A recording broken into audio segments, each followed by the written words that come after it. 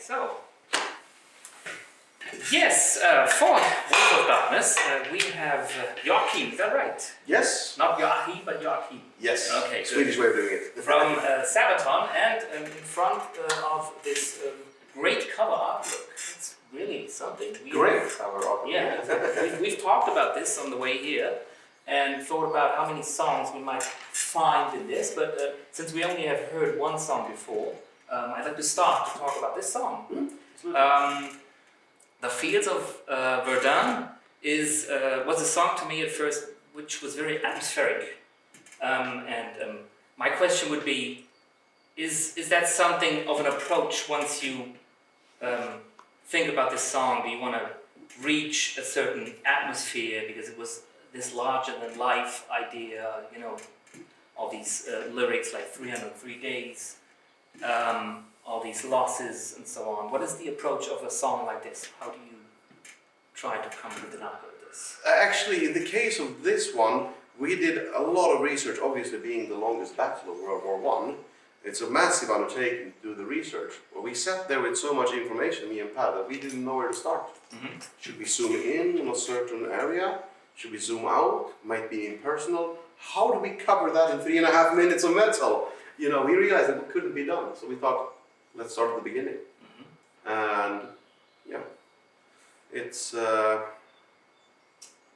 really something that I think goes through the whole album though, because for most of the songwriting, we knew we were dealing with stories from the Great War.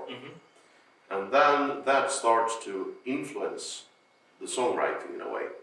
And it's really nice because I'm happy you say this atmosphere, because we have a lot of that on the whole album, and it's possible to get that so spot on because this is all very condensed in time, and it's about the same conflict.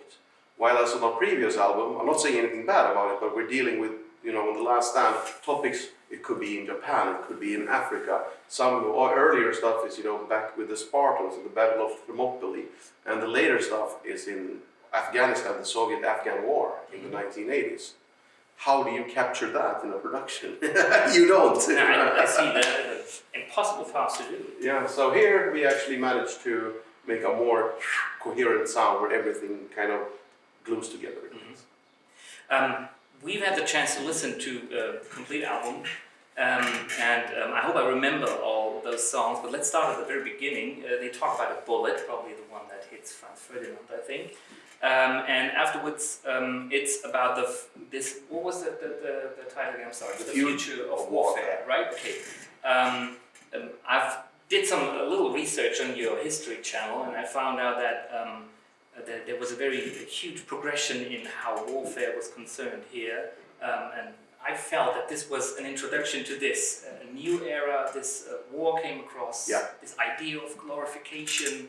Everybody went to war. This seemed to be the first. Yeah, it's also about the introduction of the tank. How, and as you say, it's the First World War, at least to me, seems like we can see the last remnants of the old ways of waging war. And we see the birth of modern warfare, meeting, you know, and actually a lot of this innovation being driven by the stalemates on the Western fronts, you know, so how everything got moving. So it's a bit of a more harder, industrialized, mechanized track, you know, musically, but then it's a good introduction to this new type of modern warfare. Yes, that's what I was thinking. It came perfectly, and right away, this is us coming back after, I don't know, 2.5 years. With a new album, and you'll find this idea of this new warfare in several tracks, like in Devil Dogs, I think, where they talk about the marksmen, the snipers. No, Devil Dogs is the US Marines. Okay, I'm sorry. Hallen von Nuclear Blast. But you could be thinking about A Ghost in the Trenches. That's true, yeah. Exactly. Well, sniper, yeah. Francis Payamogabo. It's a whole, all of these kinds of innovation. I mean, obviously we see them being born, but then perfected in World War II, you know? And I just found the whole idea of everything. I mean, it's not only the military tactics. The first time, you know, if you show somebody a European map, the first time in history it resembles a modern European map. is in the aftermath of World War I. There is no more Russian, German, Austro-Hungarian or Ottoman Empire. All of a sudden, these nations that didn't exist before or haven't been seen on a map for a very long time starts to appear again. So it's in a way, it's a beginning and the end of a lot of things. In the text, there are also some names mentioned, like for example, Lord of Arabia was mentioned, the Red Baron nests, and it's always difficult for me because also when I hear songs about this, I always think about this idea of glorification, and this is obviously a criticism that probably comes across your career all the time. On an almost daily basis, yes. That's I'm fine. not saying I'm really confirmed to this, because once you listen to the whole album, you see that there is a line that goes through this, especially with the Red Baron. We can talk about this song. This is a very interesting song. It's a very up-tempo song. I realized these. By the way, did you play the keyboards on that? The Hammond, yeah. You did? Oh, yeah. The offbeats. Yeah. That's very nice, because it sort of contradicts this straightforward, almost punkish sound that Yeah, it's punk rock, yeah. with a shuffle beat. Exactly, yeah. And it's about this persona, this larger-than-life person, this very ambitious man. Yeah, but larger than life, absolutely. The legend of the Red Baron is larger than almost any warrior in history. I mean, you walk the streets of any Western European country, or almost anywhere in Europe, almost anywhere in America, everyone's heard of the Red Baron. How many knew, when did he fight? Maybe they know he's a fighter pilot. Maybe. But everybody's heard it sometime. You can go straight to your History Channel, I found out, and then you know. Oh yeah, that's true. Fine. So please do, guys. Anyhow, right after this track, where you might think there is a glorification of a person that actually killed a lot of people, even though being a great fighter, no doubt about that, you have this central theme of this great war, this track where you say, you know, all these truths. Is this the great war? Is this really almost a rhetorical question? That's how I understood this. Is this really the great war that will end all wars? So this is probably not contradictory, right? That you placed this. No, I mean we want to take the listener on a musical and emotional ride, and as you said, some certain seconds of any song can be taken out of context and seem very extreme. But if you look at the work as a whole, we want to tell all the stories, and we want to show all the sides, both the good and the bad. I mean, extreme situation is military conflict or war or battle can bring out the best and the worst in a human being, and it's a snap, instant decision. And there are, you know, things worth celebrating. Maybe not the killing itself, but maybe the courage. Okay. You know, I don't think we should be looking at things that are black or white. Like this person was good, this person was bad. A very interesting thing could be to look at Winston Churchill. People would call him a great leader after World War II. If people looked at what Winston Churchill did after this war, great leader is not what comes to mind. No, that's true. That's true. So, you know, things aren't always as black and white as we are taught, or, you know, as we are, what do you call it? As things appear, actually. And we don't want to shy away from it. We want to tell the good stuff, we want to tell the bad stuff. Sometimes we want to really mess with people's minds. You know, say songs like Carolus Rex, sang from the Swedish king's point of view, who was an egomaniac. He wouldn't let the bishop or, you know, coronate him. He would take the crown because nobody's between me and God. You know, crazy guy. We did a song from the point of view of Slobodan Milosevic. I mean, you know, we're not making stands, we just want to tell stories. And sometimes it's the most unexpected way, it's the most interesting way of telling the story. I mean, I agree with you. You can't just say we have a neutral view on something, because this does not make narration interesting. You know? Exactly.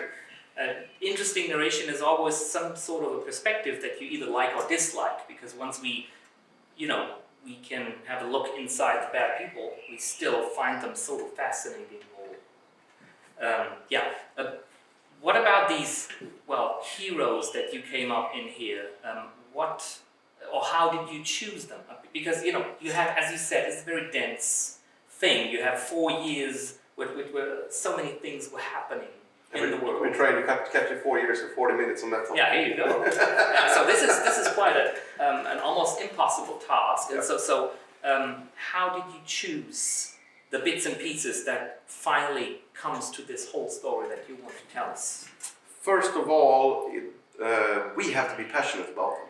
And sometimes we're passionate about things that aren't really globally important. Lawrence of Arabia, for example. Mm-hmm.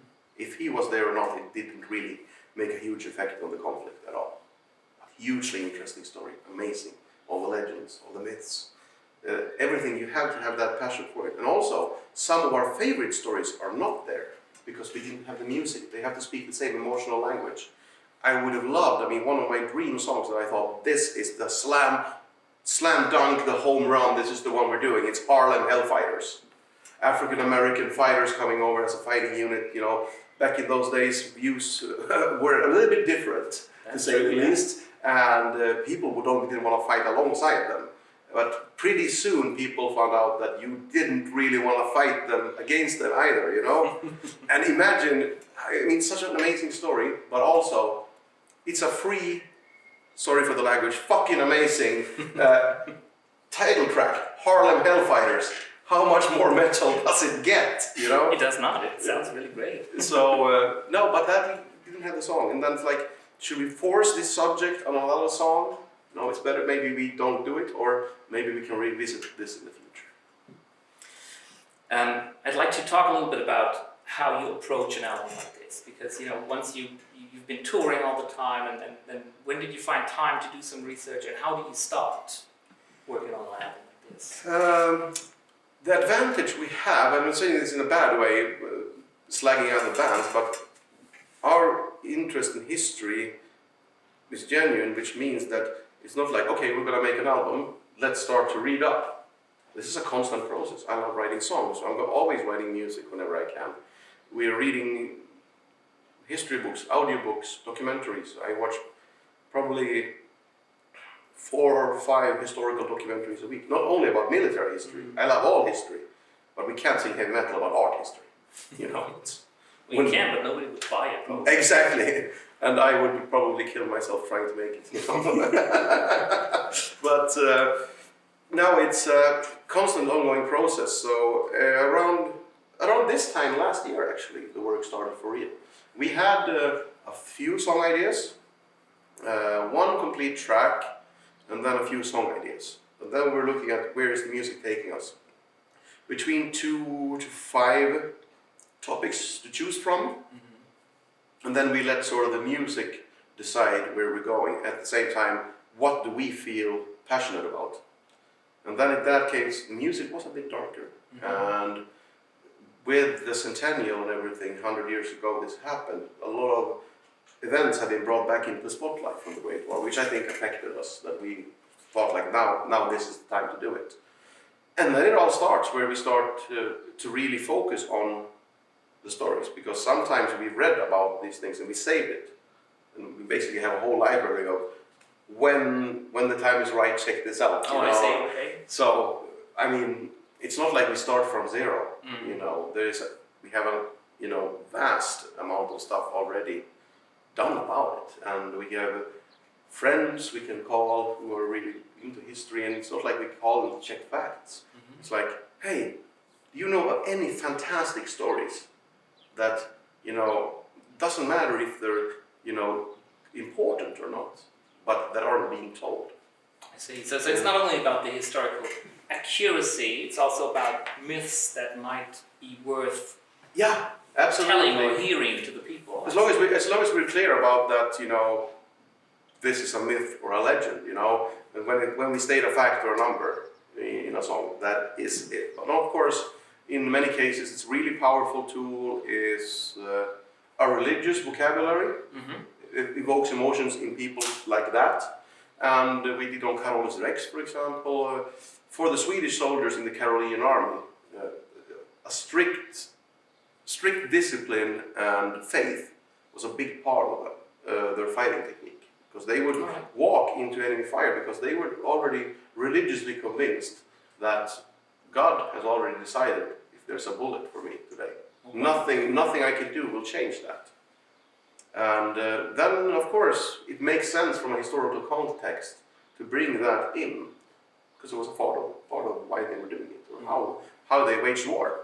So I really like that fact means myth. Where's the line, actually? Because the further back in history, the blurrier those lines get. We were talking about this because, once you have to, songs are very dense as well. Of course, you have to cut it down to a few sentences that are very, atmospheric or rather telling the story the best you want it to be told. It's really hard to make a choice, right? To choose what to tell and what not. Is there are you the only one who work on the lyrics, or is that a process that the whole band is involved? Most people are involved in the music, but the lyrics has been historically me and Pat, the bass player. I see. We are the two biggest history nerds as well, so I guess it's natural, But for every story we tell, there's like 10 we couldn't tell, because they might be conflicting with the theme. Maybe we didn't have the music. This is a perfect example. The future of warfare. It's about the introduction of tanks and new technologies into warfare. We chose to focus on the tank because Sabaton, But that means we couldn't tell this is also a piece of interesting technology. Submarines are starting to be used. All right. In the First World War? Yeah. It was. Oh, I see. So that one kind of eliminated the submarine, because we didn't want to focus on a whole album on technology and war, We want to tell a bit of the extreme stuff, a bit of the unexpected stuff, a bit of the technical stuff, a bit of the emotional stuff, to create a nice roller coaster when listening to the album. So that's why sometimes we have to leave. So I guess this is all we're going to see on stage, okay? The forthcoming tour, submarines and roller coasters? No submarines, but there will be tanks. I see, okay. Very good. Was there we've talked about atmosphere in the songs, and you said the music that you came up with was a little darker than before. I only had the chance to listen to the whole album just once.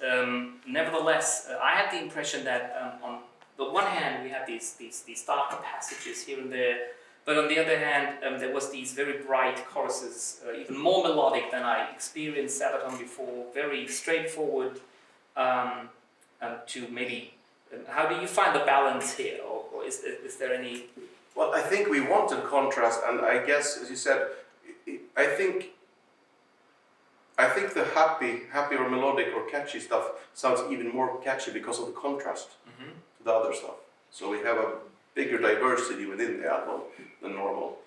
But the happy stuff, or catchy stuff, whatever you want to call it, I'd say it's not happier or catchier than on, let's say, Last Stand. But on the other hand, I love the track. Both me and Chris love it to death. We're writing this together, but it's, it's like at the same time, this is so, super straightforward, so catchy. This is almost like Bavarian Schlager, and it's a song 82nd all the way. It's still a metal track, but it's like, what the... We just thought, is this over the top? Can we do this? And then we looked at each other like, do you like it? Yeah. And he asked me, do you like it? Yeah. Then we're doing it.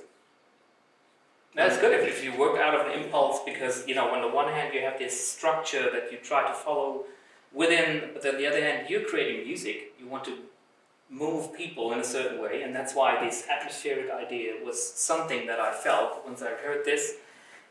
Maybe happy is not the only term that might be of concern, because sometimes once you hear the songs where you talk about the heroes and these personas of war, it seems to me that there's the idea of the marching person in between. How do you fit your lyrics to the music? Is there any certain process that can be explained, or is this something just like a chemistry, you start jamming and it comes to your mind? It's different for every song, actually. It's hard to say. The second to last track is the End of the War, to End All Wars. Already when writing that, I didn't have the lyrics. I had an idea of what I wanted to say. And that was a person standing on November 11th reflecting and looking back on the past 4 years. And that took me on a journey that doesn't even have a regular song structure. It's like, what? No chorus here, and then, woof, what? Something new, I never heard this before, and there's new parts coming and going. But that's, I guess, what I need to do to tell that story. On the other hand, sometimes it can be me and one of the guitar players really just sitting down and writing music that we love. And then we end up with a situation where it's like, okay, we have a great piece of music that we really enjoy.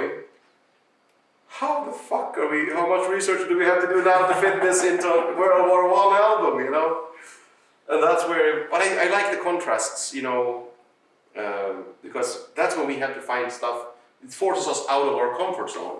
We have to do research, and it's, as I said, it's really important to us that the music and the lyrics speak the same emotional language. So it's like we on every album have an orphan or two. We had to leave a lot of stories behind that we couldn't do, but we have 1 or 2 orphan songs like that have no stories, and we've eliminated the 120 we had that didn't fit. And then it's, you know, blitzkrieg research all of a sudden. But that's so fun when you get that story and, you know, find out about Francis Pegam-Gaba, the sniper, native Canadian, and spending that whole time in the war. And it's, you know, pretty, you know, unknown even among the hardcore historians, you know. And to be able to pick that, it's like, yes, and read the story and almost like shaking. This, how can I not have heard about this before? It's fantastic. Why isn't this story more famous? And thank the heavens or whatever, because this is the perfect story for this orphan song that we thought we might have had to leave behind, you know, for this. Speaking of, well, the structure of the album, because you just answered like 3 questions I had in one round. Sorry, I talked too much. No, that's very fine. That's fine. So I don't have to ask you that. But, I was wondering that this last song, that's a poem, right? That was. I've read this before. John McRae or something like that. Correct. Why did you choose this as an endpoint? I can see it from the atmosphere, but why do you think this was the perfect endpoint to your album? I don't know, actually. It's we thought about doing something with it because it's a pretty famous, one of the most famous poems written by soldiers, I guess, from the First World War. And we were considering, you know, spoken word, or should we have it at all in there? But it really belonged. We listened to what other people had done with it musically, because other people had put music to it. And then we realized that didn't work at all. And I come from a background where I played church and Hammond organ. And so I tried to read the lyrics and structure it like a Lutheran hymn almost, like we would sing in church in Sweden or Germany. Which really fits perfect to the atmosphere of the song. Yeah, I mean, it's about words. Flanders, so that would be the right religious vibe, at least, you know, from that perspective. Wouldn't break to have something from another religious tradition, you know. So I figured, let's try it, and it was originally planned to have, you know, church organs, strings, build it up, but then the track before it, the End of the War to End All Wars, towards the end there, that's a massive, sorry for the language again, mindfuck, where, you know, at the end everybody's trying to overpower everybody. And that's the intention of it, you know, vocals, strings, horns, choirs, maximum. And it's Sabaton, it's more is more. But in this case, in Flanders Fields, the more stuff I took away, the better it became. So it starts with 5 women, and then we add some more harmonies, and then in the end the men join. It's a poem, not written by Sabaton. And the only thing we did is write the music, and nobody in Sabaton is on that song. But still, it works perfectly to end an album like this, I think. Yeah, it's really a nice way to. It's like stretching after a workout, I guess. Well, and now after this great effort of producing and writing and playing the Great War, you're going on tour with this. We were just being told that you will not tell us where you go, but maybe you can tell us a little bit about what to expect from the next tour. Yeah, I mean, we have taken apart our old, stage set, because in the past we usually taking what we have and then expanded on it. This time we decided to, let's clear the cards, you know. So we basically took away everything except the drum riser, which is a tank. You gotta have a tank. Yeah, I can see that. Tank that fires pyro, of course, but it's been modified into a more World War I setting, and a total remake of everything of the rest of the stage sets. Stage clothes has been redone, pyro programming has been redone, and we're using a few new pieces of technology that are pretty unusual in rock touring. Okay. We're still trying that, so we've premiered a few things have been seen already in Pilsen. For that show, for example, we had a 20-piece choir in World War I uniforms singing with us. I'm hoping there will be more shows with them, at least for a couple of festivals would be nice. And also, to be able to bring, then we covered some events of World War I in our past as well, on other albums. And it's a totally natural process then to dig out this old fan favorite that we haven't played live much for the last 5 years, and because it's about World War I, and put it back into the spotlight. All right, so we're looking forward to that, and hopefully we'll be able to see Sabaton on tour within the next few months. So it was very nice meeting you and talking to you, and we got to know a lot about this album, and we can't wait for the 19th to come out. Thank you very much. Thanks, man. Yeah.